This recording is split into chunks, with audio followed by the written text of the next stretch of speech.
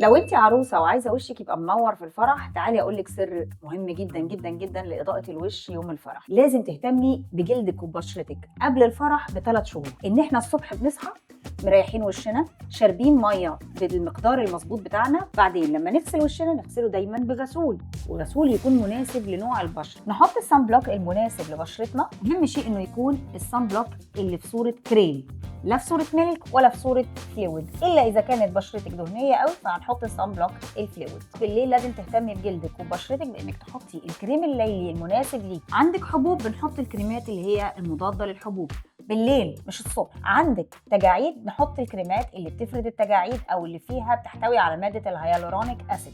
كل الكلام ده بالليل مش الصبح. الصبح الغسول الصن بلوك فقط.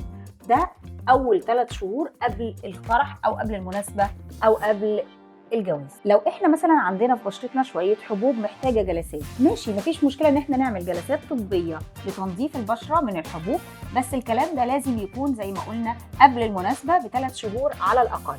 ليه؟ علشان احنا قبل المناسبه باسبوعين بالظبط لازم نكون مش بنعمل اي حاجه في بشرتنا، مجرد بنسيبها ترتاح وتاخد الترطيب المناسب ليها. ولو كنا عاملين اي شغل قبل كده بنديله فرصه انه مفعوله يبتدي يبان على البشره.